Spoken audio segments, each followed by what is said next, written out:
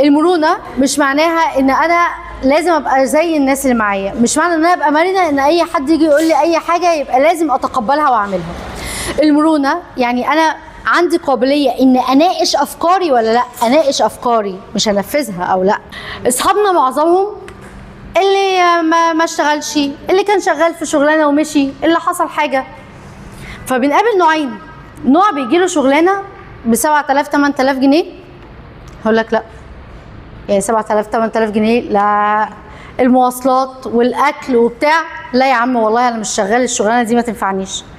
حد تاني ممكن تجي له الوظيفه ب 5000 جنيه ويقول لك حتى لو انا هدفعهم مواصلات بس لو ثبت رجلي في حته يمكن الدنيا تمشي بعد كده. هي دي فكره المرونه. حد شايف انه لا انا مش قابل والموضوع انتهى، والتاني بيفكر، ممكن في الاخر لما يفكر يرفض ويروح وما تعجبش الشغلانه وما يشتغلش الشغلانه ب 5000 جنيه، بس هو فكر ادى لنفسه فرصه انه يجرب ينفع ولا لا. اهو ده اللي انا كنت اقصده من المرونه.